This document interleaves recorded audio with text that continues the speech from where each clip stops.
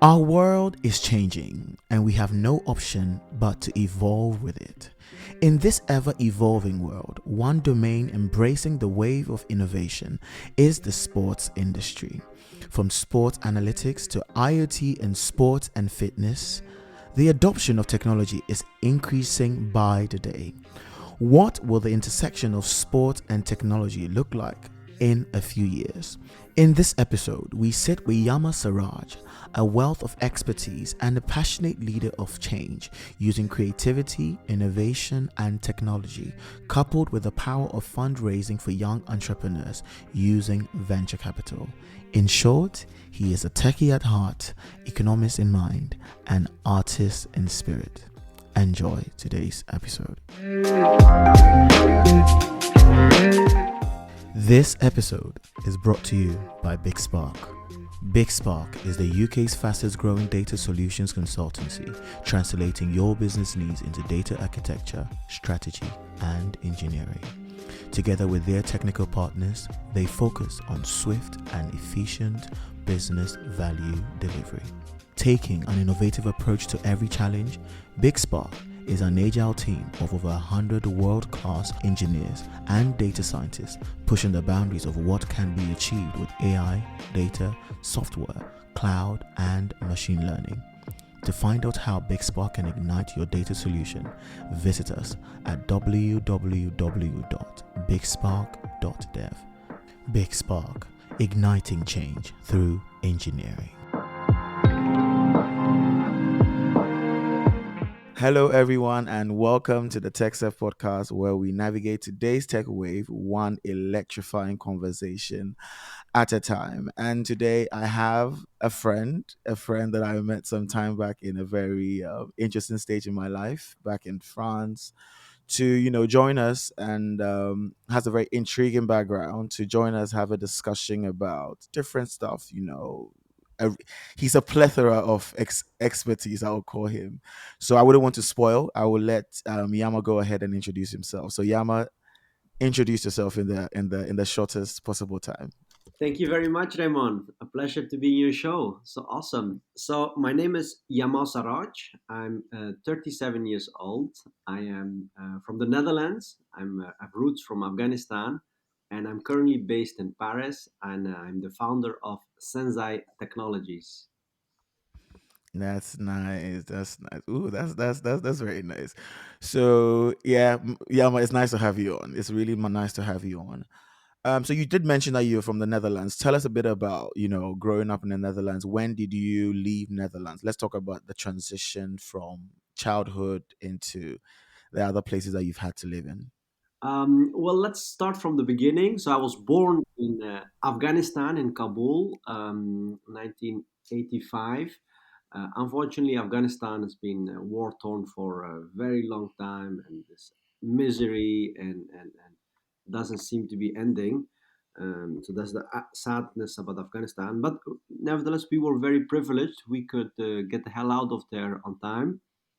We could get to the Netherlands in 1989. I think I was 11 or 12, and we got a political asylum in the Netherlands. My mom was a professor in veterinary, and she had some students in the Netherlands. And I think they told her like, "Hey, come here with your family. You can get political asylum." In those times, there was quite a good political climate for migration. Now, unfortunately, a little less. Nevertheless, we were very well received, and we came to the Netherlands in 1989. 98, I should say, excuse me, too long in France. And yeah, I went through the Dutch education system. Of course, it was challenging at the beginning to pick up the language, the culture shock, and you go to the asylum system. But it went pretty well. And as a child, of course, you experience that differently. Nevertheless, yeah, we ended up in a small village in the south of the Netherlands. Um, and yeah, I went through the Dutch education system, and yeah, it was quite interesting.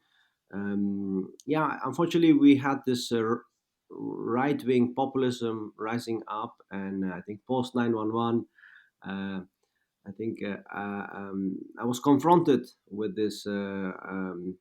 Where do I belong? And this existential crisis has actually led me a lot in my own entrepreneurial endeavor. Uh, Right. I went to study engineering because I had this idea like, oh, I have to go back to my country of origin and I want to contribute to reconstruction efforts. Right. Mm. But soon I would see like, okay, engineering is great, but in the end, this commerce people or policy people, they control everything. So I pivoted. Actually, that was my pivot. I think I studied 3 years industrial engineering, and after my internship, I thought, no, I'm not gonna stay here. Not this in region. It was a little bit provincial mindset. This region, south of the Netherlands. And I wanted to have an international experience and international orientation. So I went to the nearby city called Tilburg, and I studied economics there, and I found very passion in development economics, and I did a master in strategic management, and yeah, I had very much interest in international development, and growing up in the Netherlands, I realized, wow, this is such a rich country, Mm, very innovative, with the best engineering in water systems and agriculture and energy right. systems. So my Right. endeavor is always to bring these technologies to developing countries, and maybe notably my country of origin, Afghanistan. Right. I think that's what I liked about you, because when I first spoke to you, or when we met, I just liked how you were very interested in using all your expertise to just affect the places you had stayed in, and especially the places that may have had to go through some form of challenge, for example Afghanistan and the war and everything. For me, that was very intriguing, because people tend to leave their countries and may not have some form of attachment to where they have been, or or the grievances, or the places where they grew up. But for me, that was very, very touching, and it actually, because it made me more Afrocentric to some extent, to always, as I'm thinking about my career, thinking about developing things, also thinking about ways to affect my village, my village, the little part that I grew up in Ghana. So that is amazing. So you studied engineering, and then strategic planning, or the mixture of that. Where did the entrepreneurial part come in? Where did the entrepreneurial part come in? Like, why did you just feel like you wanted to be an entrepreneur? Where did that all burst out from? The funny thing is, I never wanted to become an entrepreneur. My father was an engineer. He was in the office in the Afghan socialist regime. It was Right, back time. So he had right, some political ideas, and he was into engineering. And my mom, she was a professor in veterinary at Kabul University. So I right, come from a military family and from a doctor's family, because my mom's sister and brothers, all my nieces, they're doctors. So me going into tech entrepreneurship, yeah, I think they see me as a failure. But nevertheless, I do want to make a positive impact to society. I grew up in Netherlands. In 2010, I wanted to reconnect with my roots.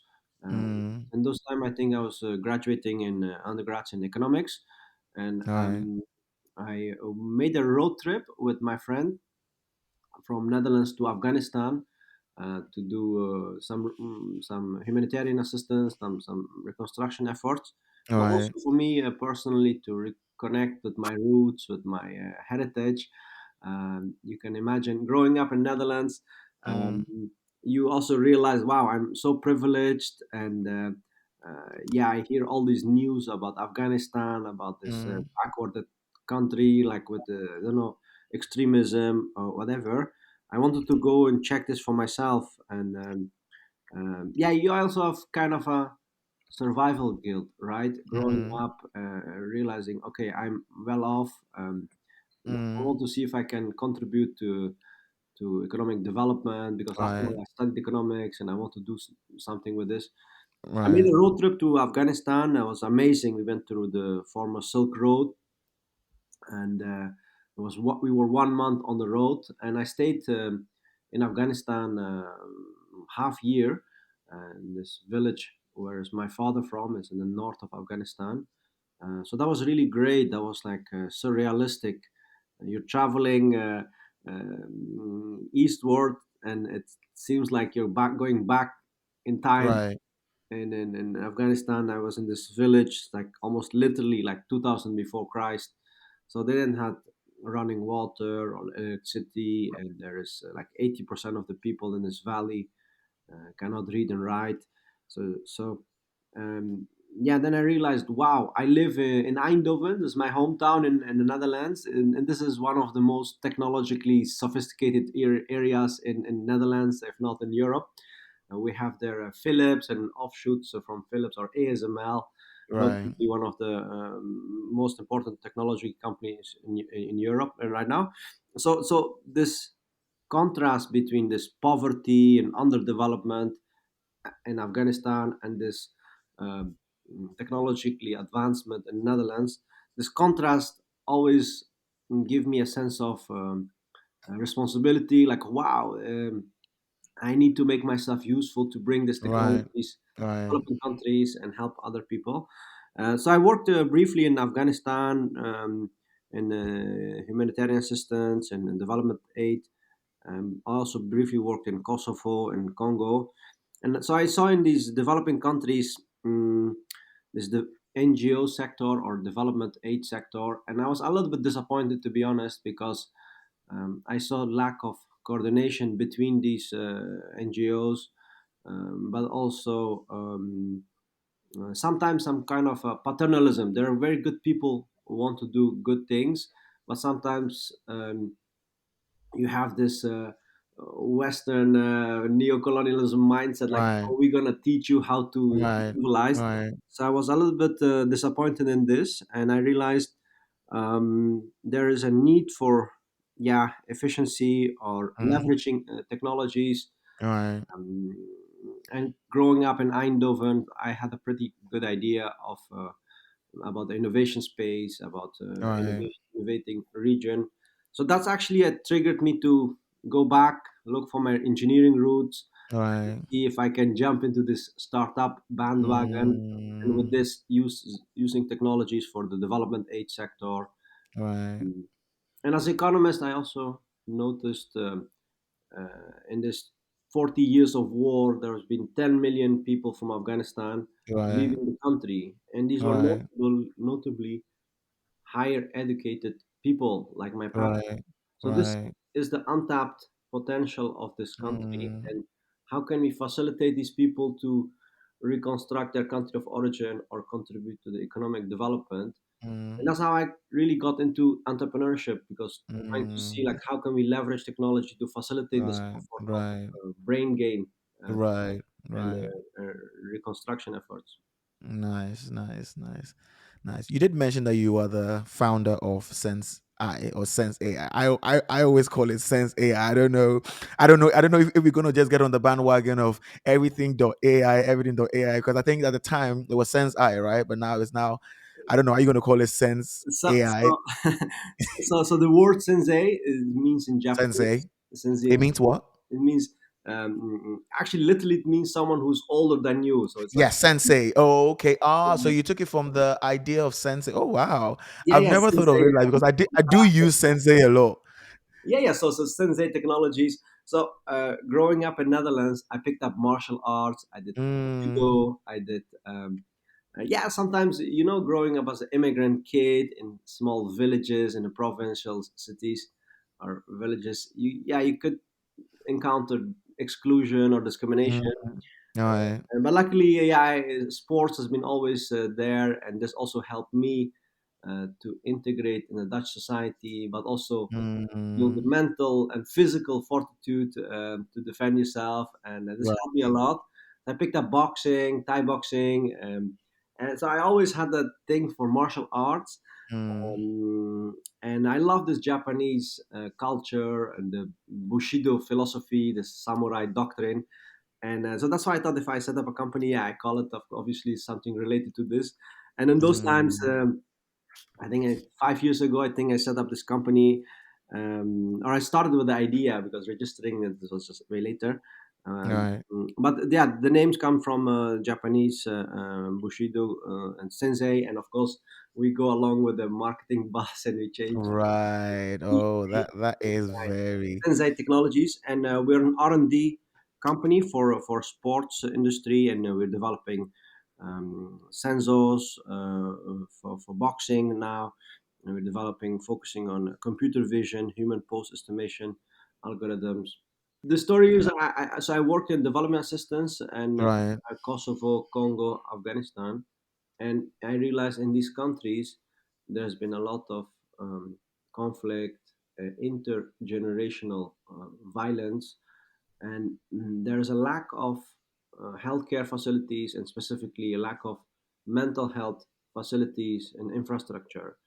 And on overall, there is a shame or a stigma on mental health. Imagine a country like Afghanistan went through 43 years of war, so there's obviously a lot of trauma, Right. intergenerational violence, Right. but there's absolutely no culture of talking about this or addressing this, and there is no funding or support around trauma intervention.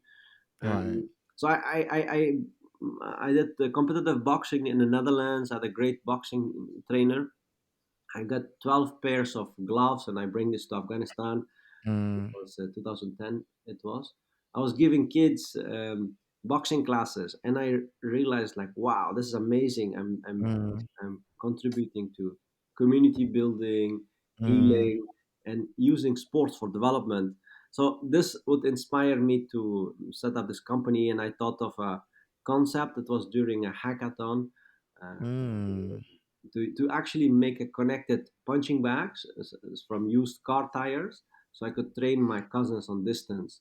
Uh, mm, so I've been trying to validate this concept and get mm. resources for it, and this led to, the this evolves, and now we're working on R&D and computer vision and Wow. AI. That But yeah, the right. initial idea was I wanted to just reconnect with my family and give kids boxing classes and use Right. sport for development and using technology to facilitate this process. That is impressive. That is super impressive. So let's just, get a bit more into this whole entrepreneurial bit. So venture capital, we do hear VC a lot. We hear it all over. Can you just explain it to, a layman or people who are just, hearing this new VC going on? If you could just explain it to us, what is VC about? What is venture capital? Well, these are investors. They are specialist investors who have an Mm, appetite for high risk, for high gain. So mm, imagine I have this idea. I want to make a smart punching bag to go give kids on distance boxing mm, classes in Afghanistan. If I mm, go to the bank and say, "Hey, can you give me a 100K loan to build this venture?" And the bank right. will tell me to f off. Like what the hell? Like it's too high risk for these guys, and Right, they don't. right. And on the other hand, you have specialist bankers or investors called venture capitalists. So they obviously have some kind of expertise or Mm, some uh, somehow they manage to pull money from whoever for other invest from other investors, and they're right, investing in startups and usually tech savvy right. startups. And the idea to make money off that. So these are specialist investors, venture capitalists. Right, right. So I do hear these two terms, angel investment and venture capital. Are they the same? Are they different? Do they have the same goal? Yeah, if you can just demystify that for me.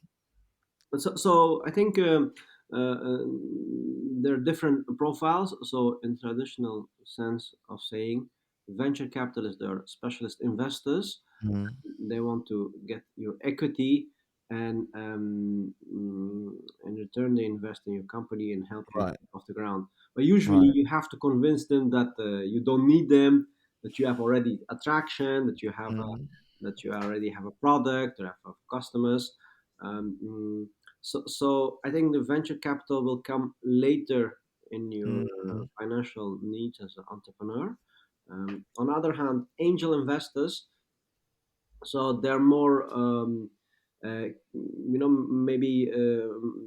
maybe they invest smaller tickets, but they Mm, want to help you to get take off the ground and not necessarily want right. to take make a lot of money Okay. on you. Right. So that's the difference, I think. So you rather first go to friends, family, Mm, angel investors. right. So Right. there are different stage of financiers or investments. Mm, And I think VCs, they come in a later stage. Once you have a right. plan, you have a Once you have more product. structure, once. Yes, you have some Right. structure, Okay. mature, but still, you're still looking for your product market fit. Right. And you have this early stage VCs, and then you have your later stage VCs, VCs who Right. invest to help you grow rapidly. Right. But yeah, you rather want to go first with talk to angel investors, people you know, people who would care about your cause or your venture more on a Right. personal level. So yeah, that's why the name Angel. They're saving you, helping Mm. you.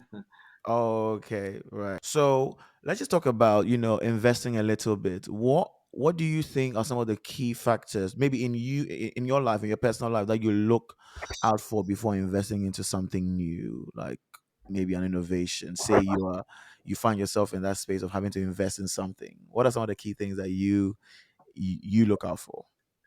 Well, personally, I'm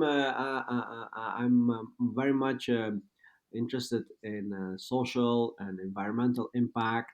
Right. Told you I went through migration background and coming from a war-torn society. We were very privileged to grow up in Netherlands. We get opportunities, and I'm grateful for the society, for the Dutch society, for embracing us. So with that comes a kind of a survival guilt and some Mm, kind of a social responsibility. So hence, I wanted to contribute to yeah, for social causes such as integration of immigrants, but also peace and reconstruction efforts in mm, developing countries. So my personal conviction and is like, okay, impact investing or impact. So I'm looking for entrepreneurs who want to solve complex socio-economic right. problems. So that's my personal belief, and I'm working in that, and I'm helping and coaching other startup founders with that Mm, conviction. right. But yeah, there are a lot of interesting verticals or industries or technologies. So every investor have their own preferences Right. and strategic goals, right? Mm, that's nice. So tech and innovation or entrepreneurship and diversity, we say the world is a global village, right? Everyone is, different. I'm sure we've probably seen it in Paris a lot, where after walking down the street you're going to see people with different skin color, different looks whatsoever. How do you think diversity really, is going to champion this, like drives innovation in our society today?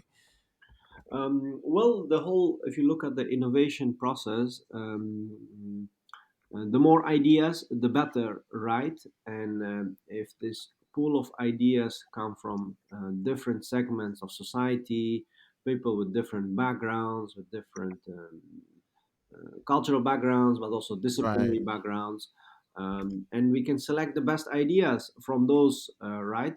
Um, and that's I think for me that's the argument for diversity and inclusion Mm, in the tech and innovation space. mm, Obviously, there is the social justice argument. mm, Okay, why only privileged hetero white male from Silicon Valley produce mm, all technology mm, for women, for people of color in other parts of the world? That yeah. doesn't make always sense, right? So we should have um, equality to produce technology rather than merely Right. consume. Right. That's the social justice argument, but I rather want to focus on the economic argument for Mm, inclusion in tech and mm, innovation. right. Look at France, for example.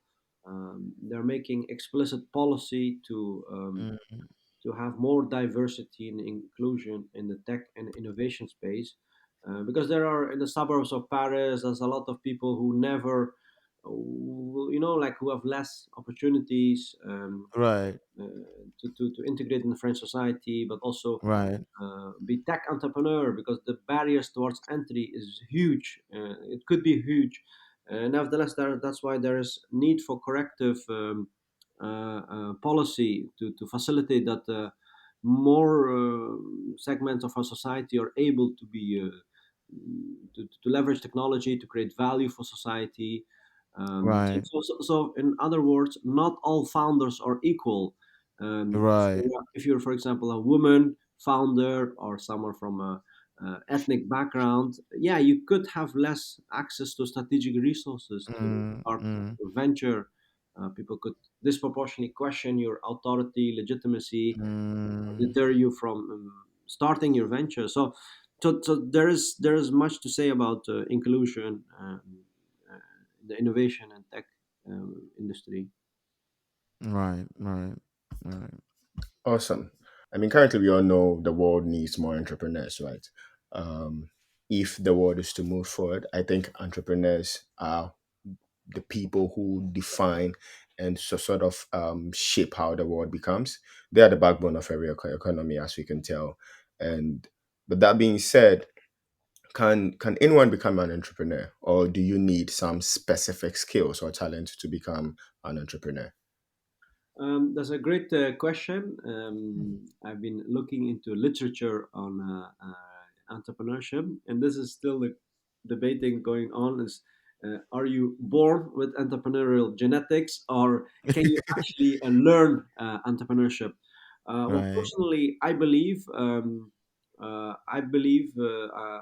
that you can learn entrepreneurship, but you need to be exposed to some kind of pressure or some kind of environment. So the necessity is mother of invention. If you look at Right. successful entrepreneurs, they went through some kind of experiences that actually made them to become entrepreneurs. Um, mm, mm, so I think you can definitely learn it. Nevertheless, the ecosystem, your environment, could help you shape your character, personality. So I think everybody can learn, but not everybody should, because I think it's not meant for everybody. So you Yeah. do need to have some kind of personality traits, right? So there's still ongoing debate on, is it innate entrepreneurship. Personally, I believe you can learn it. And if you look at successful entrepreneurs, nobody can do these things alone, right? There is a need for social structure around you, support, emotional support, because entrepreneurship is also an emotional roller coaster.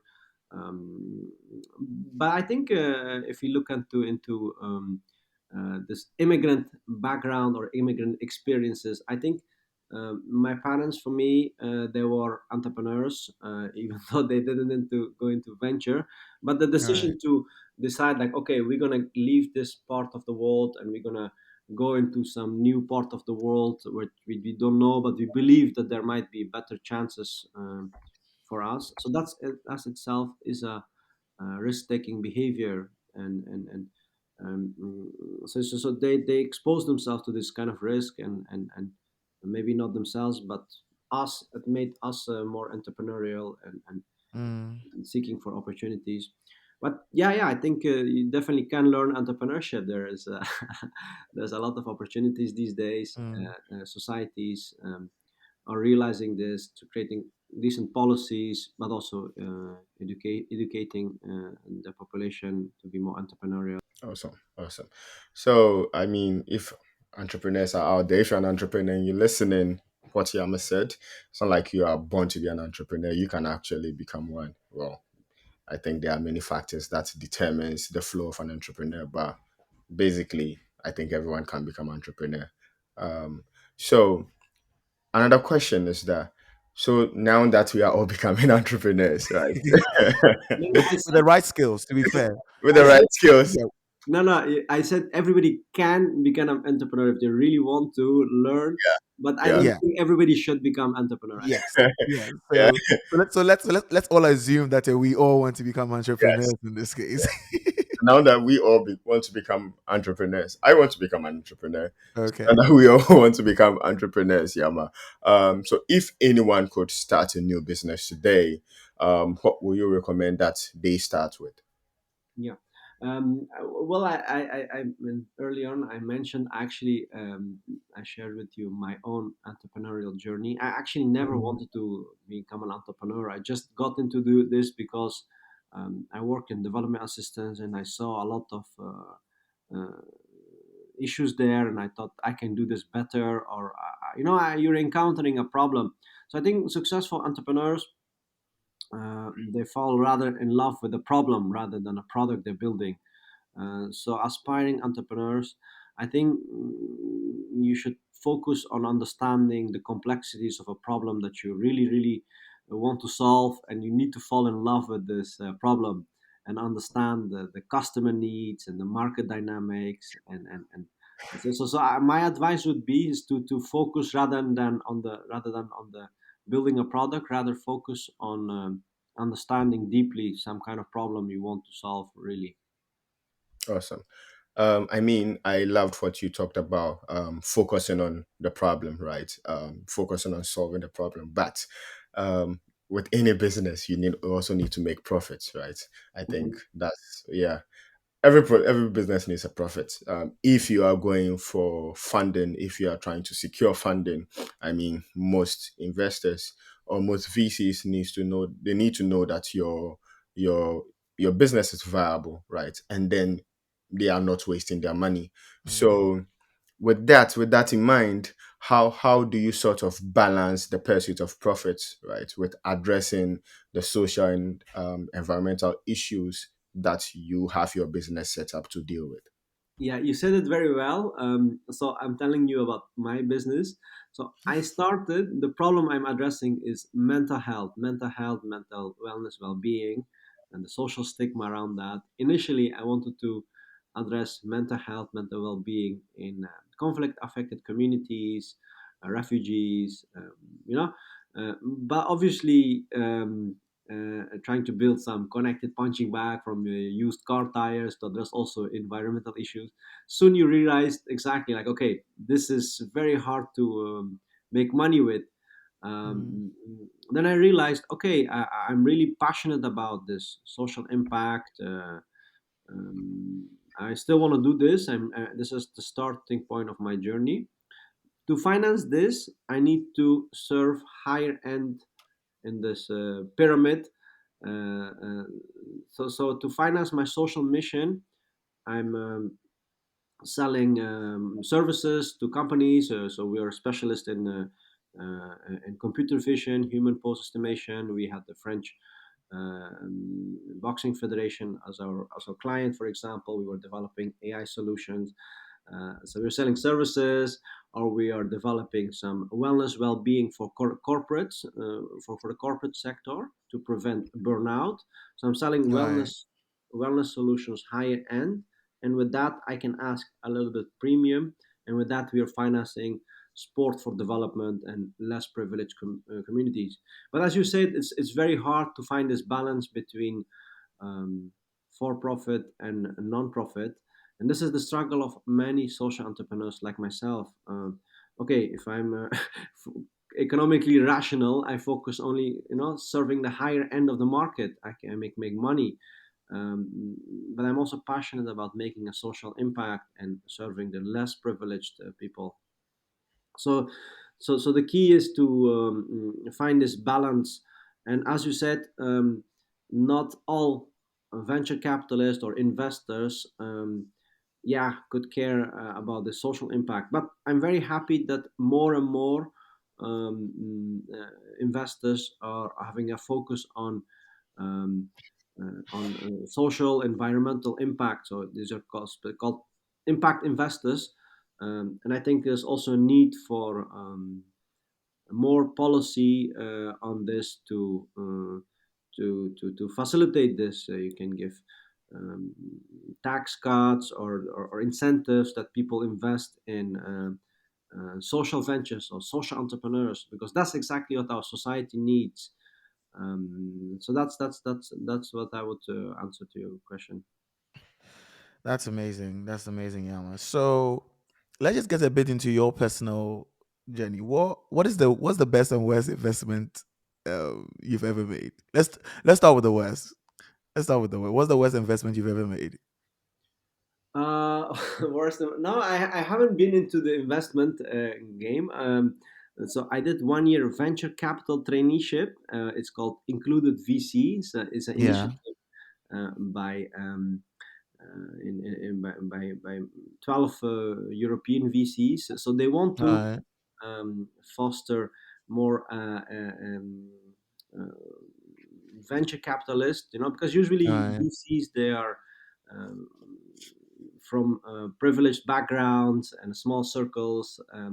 Mm, and through this initiative, they want to create more um, um, investors from non-traditional backgrounds, like All people from right. color or women or from LGBTQ community.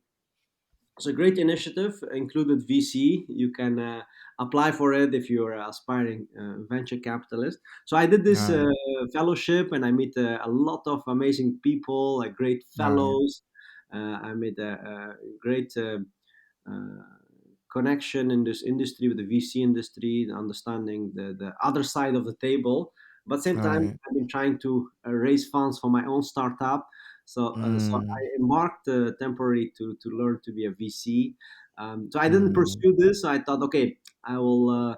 I want to break through with my own startup in a few years. Okay. Hopefully, I All will have right. an exit, and then I will start investing. But yeah, so then you can work in a VC or set up your own funds if you have money. So I've been now mostly busy with my own venture, Sensei Technologies. We're launching different products, and soon I will go to the Netherlands. I have a client there with Maastricht University. I'm very proud of that. We're going to address mental health of students using boxing therapeutically. We're researching AI and boxing to address mental health. But nevertheless, myself, last 5 years, I'm in this roller coaster of a startup entrepreneurship. In the process, I learned so much, and of course, you don't need to have um, uh, money or have a venture cap, be in a venture capital to start investing. You can also start investing in people through your social capital or your creative energy. Um, so I'm coaching other startups and sharing my experiences, my mistakes, and in this way I see it also considered as also as an investment. So for example, I'm coaching Yusuf, who's a great entrepreneur in Mm. Paris, and he Oh, started this wow. venture called My Paris Concierge. So he's helping Okay. expats who want to resettle in France, helping them, and I'm coaching him, for example. A friend of mine, I'm helping him with his restaurant business, his Afghan origins, and he wants to share with the French the Afghan cuisine. So that's actually, yeah. So I'm investing my time, my energy, my network, and this way you also need to build credibility to become a VC. Right. But Yeah. I hope Yeah. in 4 or 5 years I will go into professional investing. But first, I need to focus on my own startup, and hopefully, I will Mm. have an exit soon, and then I will set up my own VC or join a VC, and I will definitely invest. But if I would, I'm definitely would invest in sports tech and social impact Mm. angle. Right, right. That's nice. That's nice. So we've spoken a lot about, VC, Sensei, Netherlands, and all that. What do you do to wind down? What do you do to, relax? What does your leisure time look like? I know you love boxing because I do remember you told me, and I have seen a few pictures of yours. You even invited me, but obviously, as one who is not very sportive, I saw that invitation and didn't come. Maclean wants to laugh at me because he knows that sport is not very much my forte. But yeah, but Yama, tell us, apart from sports, what do you do as leisure? Well, I love traveling. I think traveling it helps me to get new ideas, meet new people.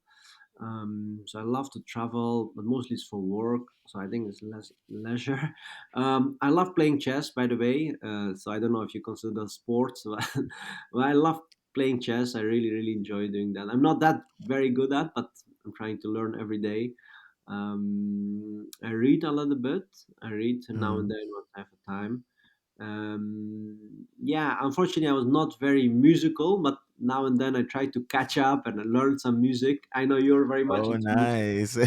Raymond. You can teach me Well, some. definitely. I think that I was actually getting there because when I was talking about sports, I was talking about physical sport, like like one that requires you to expend a lot of energy. There, I don't know. I just tend to have a little phobia. But then speaking about chess, I have a friend that I can introduce you to. But for music, I am here. I'm I'm That's I'm, it. I'm here at any time to Yeah. No, support that's you. what I love about the being in Paris. There's a lot of arts and culture. That's really great compared to the city I come from, Eindhoven. It's like more high tech and a little bit design clustered there. In Paris, you get exposed to a lot of culture and arts. Right. Yesterday at the Montmartre, I was at the concert. It was amazing. I really loved it. Like, it reminded me. Sometimes it's challenging being in France because we have the language barrier and Yeah. cultural barrier, especially when it comes to entrepreneurship. Obviously, there's a good policy by the president Macron to catch up. He wants to build a startup nation. Yet, I think there's an yeah, it takes some time before the culture and mindset change, and so Right. meanwhile we have to endure a little bit more. But yeah, Right. then these little moments. I went to this nice concert, open air concert at Montmartre, and it was so lovely.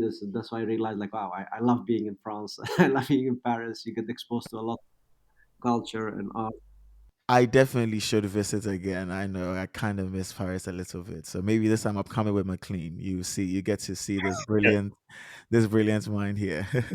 Yeah, Amazing. let's see. Yeah, and Yama, I think the previous question you were talking about something like trying to secure funding and all for your startup, right? Which I find it quite interesting because I mean I know a couple of people who have businesses that they're also trying to secure funding from angel investors, VCs, whatever. So what advice will you give to people like these who are trying to sort of secure funding to push their startup, to push their scale ups, and basically to push their businesses? Yeah, obviously. The thing is that any investor would like to know, would be reassured, or would like to. Of course, there's a risk involved, right? There's every investor, they know there's no such thing as no risk. But of course, every investor, they want to minimize the risk. So you need to, as an entrepreneur, as a startup founder, you need to signal. You need to signal that you know what you're talking about, that you are delicate with this guy's money or this woman's money, um, and that you did a proper market study, that you know your clients, and that you actually can execute on your idea, because everybody can have great ideas. So investors, specifically venture capitalists, they know they're investing in dreams, right, in concepts, but they need to see that that you can follow up on this, right, that you can execute, that you can actually build a team, that you have the expertise. So these are little signals that investors want to see. So that's why Mm. pitch deck is a good pitch deck is very important. And in a good pitch deck, you signal your value, you signal that you know what you're talking about. uh, Right. yeah, previously you had business plans, but it's a little bit outdated, the business plans, right? Because in our world now these days, this things evolve so fast. So Yeah, that's true. yeah, I think if you have traditional business, you go to a bank, they definitely want to see a 200-page business plan. But you go to an investor, you should show a very, very good, well thought through pitch deck, right, where you elaborate on the problem you're addressing, who you are, your team, that you have the competences, and that you know the market is there, that you actually validated your business hypothesis. Right. So a good pitch deck is a good start. Yeah. Mm. Awesome. That's nice. That's Yeah. nice. So talk of pitching and again securing funding. I mean, these days it's like the latest kid on the block, or the new kid on the block is AI and blockchain, right? I mean, during the last Google IO, right? The keynote speech given. I think AI was mentioned over 140 times, right? Which means it's sort of the new thing disrupting the whole entrepreneurship ecosystem. So, what advice will you give to entrepreneurs? How can they prepare for the potential disruptions of the VC ecosystem by these new kits, both blockchain and AI? Yeah. I mean, so I'm more a generalist economist and engineer. I did industrial engineering, so I'm not like specialist in one technologies. So I have my CTO taking care of that. Right. I think I'm more technology agnostic. Yes, this AI and especially this generative AI is incredible, and that seems to be the new buzzword. Uh, I remember 1 year, 1.5 year, it was the crypto buzz. So there will be always this kind of buzz, and yeah, we have to be also um, thoughtful about this. But nevertheless, I do think this. What's happening with this chat gpt and this generative ai is absolutely a game changer. um, no, I think you do well to learn about this industry and seek opportunities, because it's. I'm still comprehending what it unfolds. Right, this is also for my business, for my startup. Mm, um, I already, like, when starting, even in the name, it was 5 years ago. We were already involved in this AI. I had this vision, like, okay, in coaching or therapy, we can use automation and get do the boring task using AI. So definitely Mm, there is a lot of opportunities in this industry. So you need to seek, like, okay, how can we use AI, and how which problems does it solve. So I think rather than going only with the buzzwords, you also need to see, okay, what problem am I going to solve. I think mm, that's doesn't change at all. I think that still mm. stands. yes. Right, that's nice. And to enter today's episode, just tell us, whet our appetite a bit, sensei or sensei or sense AI, whichever way I like to call it. What's the next exciting thing people should look forward to? I know you did mention a few, you gave a few hints, but what's the next exciting thing that people who would love to, have this great innovation in their corner? What exciting thing should we look forward to? Yeah, I think you cannot. It's the elephant in the room. I think you cannot escape this generative AI. I think it's incredible. Like, wow! I'll give Right, a little talk at the opening of the academic year at Maastricht University, right. and I'll be talking about and I'm researching about this about AI and education. Like, what? Why would you still go to a physical building like universities if the best content or learning opportunities could be personalized for you online? You Mm, know? right. Mm, so personally, I still believe that institutions like universities still have their place. Nevertheless, they have to reconsider their role. I believe that also with this generative AI and all this Right. uh, violence around, like, what's coming every day to us, is also very hard to keep up. To be honest, uh, I would Mm, I would definitely consider emotional intelligence, mm, mm, psychology. I think this is going to be more and more important. Obviously, my startup is into the mental health space. mm, So I would definitely advise people to look into this industry, like, okay, how AI, how these new technologies can help us to deal with this disruption in our mm, mind, right? Like, there's so much information coming at us. How do we still stay sane? And also, a lot of people are going to lose their job, and or have to, or forced to learn new things, mm, unlearn a lot of things and learn new things, and this will bring a lot of change. And usually people don't like change. So I think this mm, gives also an opportunity for people to address this um, mm, this is discomfort a lot of people are going to Mm, face. There's already a lot of anxiety among students. Like, mm, okay, am I mm, in 4 or 5 years? Am I graduating? Will my job? There will be any job for me? So I think right. industry is going to be disrupted, and there's a lot of change. Mm, So I think there are a lot of opportunities if you are an entrepreneur, and combining AI for our mental health, mental wellness to deal with this disruption the world now is mm, facing. right. Yama, every time I talk with you, I just know that I'm going to be enlightened. You just have a great No, personality, you're too kind, man. great drive, and very focused. Set your face like a flint, and it's very, very, very. It's always nice. And just thank you to for making those last days in France very manageable. I think having you in my corner was very, very helpful, and I look forward to seeing you again. Likewise, man. Thank you so much for having me in your show. It's really great, man, what you're doing. We need to democratize access to technology, and you're doing that, Yes, man. You're giving yes, people like me a voice, and you are yeah, amplifying it to yeah, another audience. So I really wish you yeah, a lot of luck, and I'm yeah. really looking forward to seeing you and hearing more from you and your show. Thank you so much again for having me. Also, pleasure meeting you, McLean. Pleasure. Thank you. All right.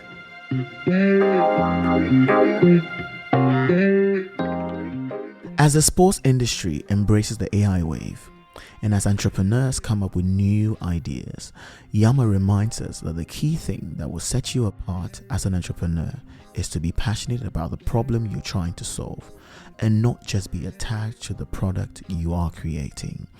Thank you for listening to today's episode of the TechServe podcast. See you in the next episode.